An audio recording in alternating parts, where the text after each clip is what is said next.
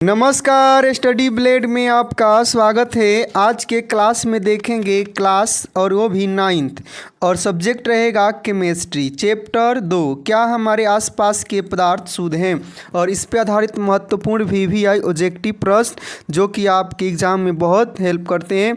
तो शुरू करते हैं आज का क्लास और देखते हैं पहला प्रश्न क्या है। तो पहला प्रश्न हमारा है, निम्नलिखित में कौन तत्व नहीं है? धातु, अधातु, उपधातु और क्लोराइड। तो धातु, अधातु, उपधातु तीनों तत्व के प्रकार होते हैं, लेकिन क्लोराइड नहीं होता है, तो इसलिए इसका राइट ऑप्शन हो गया डी। राइट। उसी प्रकार से अब हम देखते हैं दिया हुआ प्रश्न जो है, और नेक्स्ट प्रश्न है, निम्नलिखित में कौन शुद्ध पदार्थ नहीं है? सोडियम, नावित जल, कार्बन डाइऑक्साइड, गंगा जल। तो इसमें जो होते हैं गंगा का जल शुद्ध पदार्थ नहीं है, और सोडियम, नावित जल और कार्बन डाइऑक्साइड जो होते हैं क्या होते हैं? शुद्ध जल होते हैं। और नेक्स्ट प्रश्न देख लेते हैं, दिया गया है कि निम्नलिखित में शुद्ध पदार्थ कौन है? तो निम्नलिखित में कौन है? नावित जल, गंगा का जल, समुद्र जल, इनमें से कोई नहीं। तो इसका राइट ऑप्शन हो जाएगा 3 का ए, नावित जल जो होते हैं शुद्ध पदार्थ होते हैं। और अगला प्रश्न देखते हैं कि है, निम्नलिखित में तत्वों का अनुपात होता है? निश्चित होता है, अनिश्चित, परिवर्तनशील, इनमें से कोई नहीं। तो निश्चित होता है, तो 4 का राइट ऑप्शन हो जाएगा ए। राइट।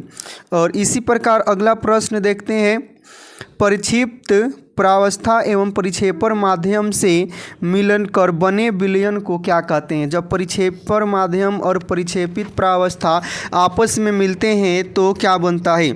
तो क्लोराइड बनता है। तो 5 का राइट ऑप्शन हो गया डी। और नेक्स्ट प्रश्न है, निम्नलिखित में कौन शुद्ध पदार्थ है? दूध, रक्त, जल, मिश्र धातु। तो जो होते हैं जल वो शुद्ध पदार्थ होता है, क्योंकि इसका केमिकल कॉम्बिनेशन H2O यानी कि फार्मूला होता है, इसलिए शुद्ध है। तो इसका राइट ऑप्शन हो गया सी।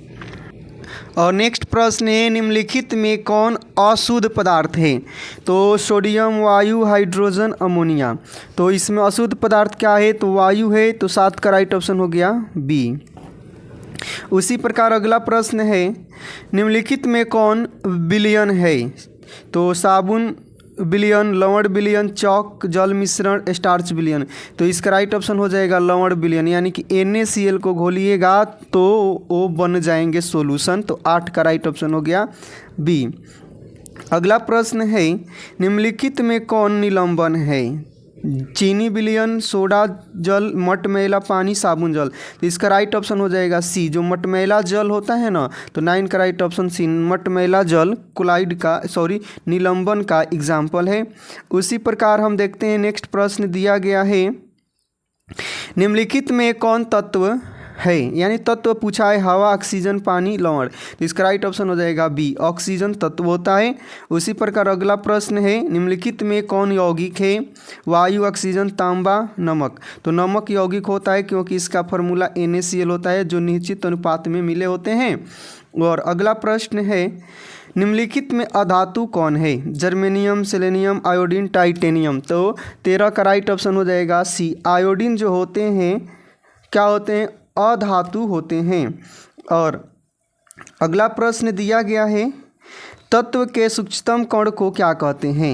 तो 14 का राइट ऑप्शन हो जाएगा, तत्व के जो सबसे छोटे सूक्ष्मतम कण होते हैं उसे परमाणु कहते हैं। तो राइट ऑप्शन बी। और अगला प्रश्न दिया गया है, देखते हैं। और नेक्स्ट प्रश्न है, एक से अधिक तत्वों के संयोग से क्या बनता है? तो एक से अधिक तत्व जब संयोग करते हैं और वो भी निश्चित अनुपात में पूछा है कि निश्चित अनुपात में मिलते हैं तो क्या बनता है? यौगिक, मिश्रण, निलंबन, विलयन। तो 15 का राइट ऑप्शन हो जाएगा ए। जब निश्चित अनुपात में मिलते हैं तो क्या बनते हैं? यौगिक बनते हैं। और जब 2 या 2 से अधिक तत्व किसी भी अनुपात में मिल जाते हैं तो वहाँ पे मिश्रण बन जाता है। तो याद रखिएगा, 2 तत्व भार के अनुपात से यानी निश्चित अनुपात में तो यौगिक, और किसी भी अनुपात में मिल जाए 2 तत्व तो मिश्रण बनते हैं। तो अपने अनुसार जैसा प्रश्न है वैसा आंसर दीजिए। नमक तथा अमोनियम क्लोराइड के मिश्रण को पृथक किया जाता है। तो जो नमक और अमोनियम क्लोराइड मिला होता है ना, तो उसमें से अमोनियम क्लोराइड ऊर्ध्वपातित पदार्थ होता है, तो इसका ऊर्ध्वपातन विधि द्वारा अलग किया जाता है। और अगला और नेक्स्ट प्रश्न है, दूध से क्रीम को पृथक करने के लिए किस विधि का उपयोग किया जाता है? तो दूध से क्रीम को अलग करने के लिए अपकेंद्रण विधि का उपयोग किया जाता है। तो इसका राइट ऑप्शन हो गया सी, राइट। और उसी प्रकार अगला और नेक्स्ट प्रश्न है, दो अघुलनशील द्रवों के मिश्रण को पृथक किया जाता है। दो द्रव आपस में मिल गए, वो भी घुले नहीं है पूरी तरह एक दूसरे में, तो उसको पृथकारी कीप द्वारा अलग किया जाता है। तो 19 का राइट ऑप्शन हो जाएगा ए, पृथकारी कीप, राइट। अगला प्रश्न दिया गया है, काली स्याही में उपस्थित डाई को पृथक किया जाता है। तो काली स्याही में कहने का मतलब कि कोई स्याही है, इंक है, उसमें 2-4 कलर मिल गए हैं, तो उसको किस विधि द्वारा उस कलर को अलग कीजिएगा? तो उसको क्रोमेटोग्राफी विधि द्वारा करते हैं। तो 20 का राइट ऑप्शन हो जाएगा सी, क्रोमेटोग्राफी। प्रश्न है, दो घुलनशील द्रवों के मिश्रण को पृथक किया जाता है। दो गो द्रव है, वो भी घुलनशील है, तो उसको आसवन साधारण आसवन विधि द्वारा अलग किया जाता है। तो 21 का राइट ऑप्शन हो गया ए, सरल आसवन विधि।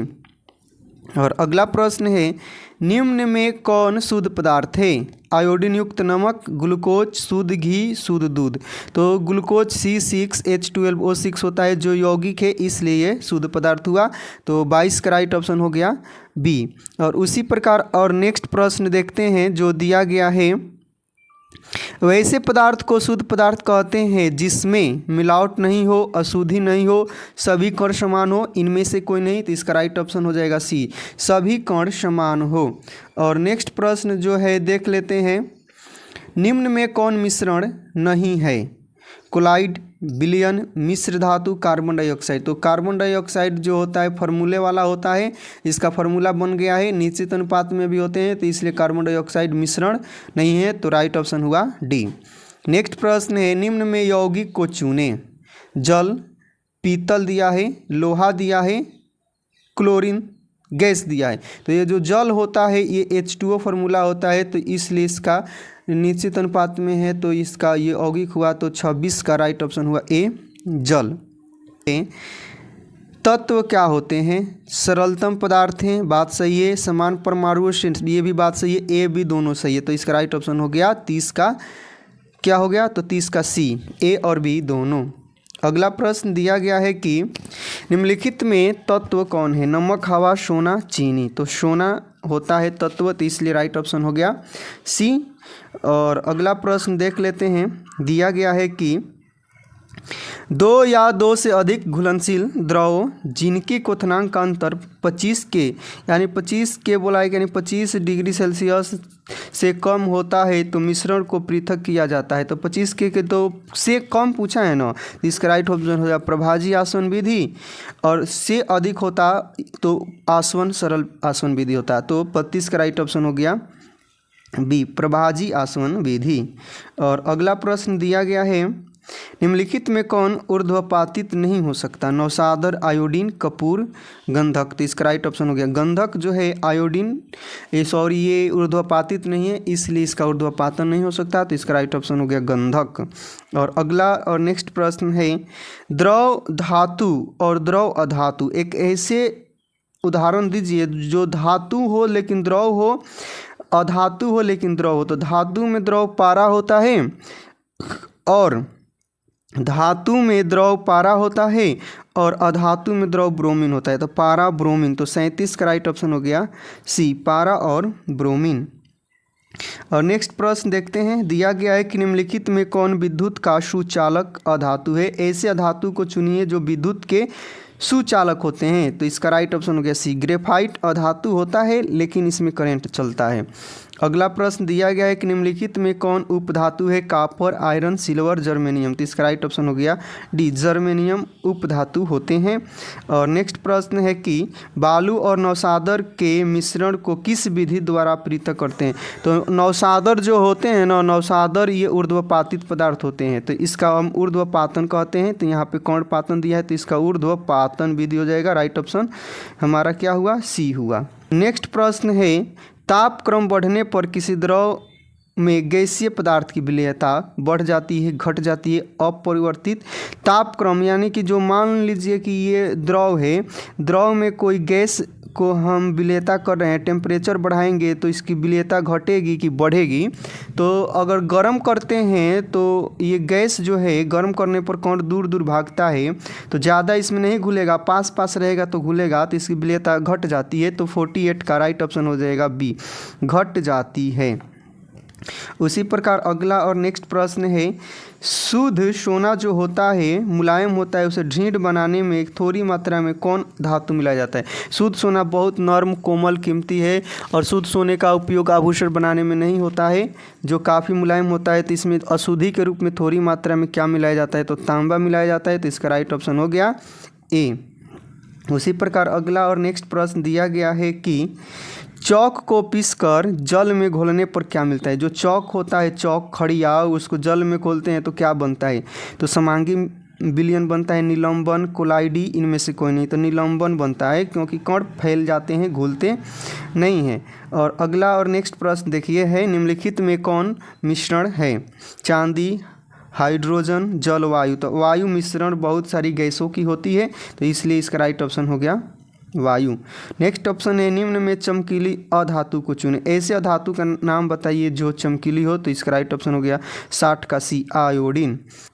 नेक्स्ट प्रश्न है, जल हाइड्रोजन और ऑक्सीजन के संयोग से बनता है, राइट, किंतु जल के गुण होते हैं। तो पूछा गया सवाल है ना कि जो H2O होता है ना, हाइड्रोजन ऑक्सीजन से बनता है, तो उसका गुण हाइड्रोजन के जैसा होता है कि ऑक्सीजन के जैसा। हाइड्रोजन ऑक्सीजन दोनों के जैसा होता है कि दोनों से बिल्कुल भिन्न। तो ये दोनों से बिल्कुल भिन्न होता है। जल में ना हाइड्रोजन का गुण पाया जाएगा ना ऑक्सीजन का पाया जाएगा, ये दो अलग होते हैं। जैसे कि हाइड्रोजन ईंधन है, जलने का काम आता है, ऑक्सीजन की उपस्थिति में जलता है और जल उसको बुझाता है। तो यानी तीनों पदार्थों का नेचर अलग अलग होता है। और नेक्स्ट प्रश्न है, निम्न में कौन मिश्रण नहीं है। हवा, समुद्री जल, दूध, चांदी। चांदी मिश्रण नहीं है, तो राइट ऑप्शन हो गया डी। नेक्स्ट प्रश्न दिया गया है कि निम्न में मिश्रण कौन है। कॉपर, लोहा, पीतल, तांबा। तो मिश्रण पूछा है ना, तो पीतल जो होता है ना मिश्रण होता है किसका किसका, तो पीतल, तांबा और जिंक का होता है मिश्रण। और इस प्रकार से आगे बढ़ते हैं। तो अगला प्रश्न आता है, निम्न में कौन मिश्रण नहीं है। बारूद, चीनी, नमक का विलयन और क्लोराइड। तो इसमें जो होता है ना चीनी का फॉर्मूला होता है, ठीक, और ये मिश्रण नहीं होता है। तो इसका राइट ऑप्शन हो गया 66 का। कितना हुआ 66 का, तो 66 का राइट ऑप्शन हो गया बी, ये मिश्रण नहीं है। और नेक्स्ट प्रश्न देख लेते हैं, निम्न में कौन यौगिक है। यौगिक पूछा है, ऑक्सीजन है, नाइट्रोजन है, हवा है, कार्बन डाइऑक्साइड है। तो कार्बन डाइऑक्साइड है क्योंकि इसका फॉर्मूला CO2 बनता है। अगला प्रश्न है, निम्न में द्रव धातु को चुने। ऐसे धातु का नाम बताइए जो द्रव हो। तो धातु भी हो, द्रव भी हो। तो ये पारा जो होता है ना, पारा धातु में द्रव होता है और ब्रोमीन अधातु में द्रव होता है। नेक्स्ट प्रश्न है, विलयन का वह घटक जो कि विलायक में घुला होता है कहलाता है। तो विलयन का जो घटक विलायक में घुला होता है उसे विलेय कहते हैं। तो 72 का राइट ऑप्शन हो गया सी, विलेय कहते हैं। नेक्स्ट प्रश्न है कि विलयन क्या है। समांगी मिश्रण, विषमांगी, यौगिक, इनमें से कोई नहीं। तो विलयन एक समांगी मिश्रण होता है। तो 73 का राइट ऑप्शन हो गया ए, राइट। उसी प्रकार अगला प्रश्न देखते हैं, एक विषमांगी मिश्रण जिसमें विलेय के कण घुलते नहीं हैं बल्कि माध्यम की समष्टि में निलंबित रहते हैं, क्या कहलाते हैं। पूछा है कि ऐसा विषमांगी मिश्रण जिसमें विलेय के कण पूरा नहीं घुला रहता है, माध्यम में जो होते हैं ना फैले रहते हैं, तो उसे हम निलंबन कहते हैं। तो 75 का राइट ऑप्शन हो गया ए, निलंबन। और नेक्स्ट प्रश्न दिया गया है कि एक घने जंगल के आच्छादन से सूर्य की किरण, जो सूर्य की किरण होती है ना, तो क्या हम अवलोकन करते हैं। तो अब हम देख लेते हैं कि घने जंगल से सूर्य की किरण जाती है तो प्रकाश के मार्ग फैल जाता है प्रकिरणन के कारण। तो क्या कहते हैं, तो उसे टिंडल प्रभाव कहते हैं। तो 76 का राइट ऑप्शन हो गया बी, टिंडल प्रभाव। नेक्स्ट प्रश्न है, निम्नलिखित मिश्रणों में कौन विलयन है। मिट्टी, समुद्र का जल, वायु, सोडा वाटर। तो इसमें कौन विलयन है। तो इसमें सोडा वाटर विलयन है। तो 78 का राइट ऑप्शन हो गया डी, 78 का राइट ऑप्शन डी। और उसके बाद प्रश्न दिया गया है कि निम्नलिखित में कौन भौतिक परिवर्तन है। लोहे में जंग लगना, मोमबत्ती का जलना, जल का जमना, कोयले का जलना। तो जल का जमना, जल जमेगा तो बर्फ़ बनेगा, H2O ही बनेगा, भाप रहेगा तब भी H2O रहेगा, जल रहेगा तब भी H2O रहेगा। तो इसका राइट ऑप्शन हो गया सी, 79 का राइट ऑप्शन सी। और अगला प्रश्न दिया गया है कि निम्नलिखित में कौन रासायनिक परिवर्तन का उदाहरण है। जल का उबलना नहीं है, लोहे का पिघलना भी नहीं है, जल वाष्प का संघनन पानी बनाना भी नहीं है, कोयले का जलना रासायनिक परिवर्तन का उदाहरण है। तो रासायनिक परिवर्तन का उदाहरण पूछा था तो कोयले का जलना हो जाएगा। और नेक्स्ट प्रश्न है, खड़िया क्या है। मिश्रण है, तत्व है, यौगिक है, उपधातु है। खड़िया जो होता है ना CaCO3, इसका फार्मूला होता है तो ये यौगिक है। तो ये अयौगिक दिया है तो यौगिक, ये चौगिक लिखा है तो यौगिक है, इसका मिस्टेक हुआ है। तो 81 का राइट ऑप्शन हो गया सी, हो चुका है। अगला प्रश्न देख लेते हैं कि रेत के सूक्ष्म कणों का जल में मिश्रण निम्नलिखित में किसका उदाहरण है। तो रेत के कण जो होते हैं जल में पूरा घुलते नहीं है, चारों तरफ फैले रहते हैं। तो 82 का राइट ऑप्शन हो जाएगा सी, निलंबन होता है। और नेक्स्ट प्रश्न है जो दिया गया है कि कोलाइडी विलयन में कणों का टेढ़े मेढ़े मार्ग से गमन क्या कहलाता है। जब कोलाइडी विलयन के जो कण होते हैं विलयन में टेढ़े मेढ़े रास्ते से चलते हैं तो उसे हम क्या कहते हैं, तो उसको हम ब्राउनी गति कहते हैं। तो 83 का राइट ऑप्शन हो गया बी, ब्राउनी गति। और यहाँ तक आने के लिए और पूरे वीडियो को देखने के लिए आपको बहुत बहुत धन्यवाद। और हमारे चैनल पे सारे सब्जेक्टिव प्रश्न डाले गए हैं, वहाँ से देख सकते हैं और अपने एग्ज़ाम को आसान बना सकते हैं। तो थैंक्स फॉर वॉचिंग वीडियो।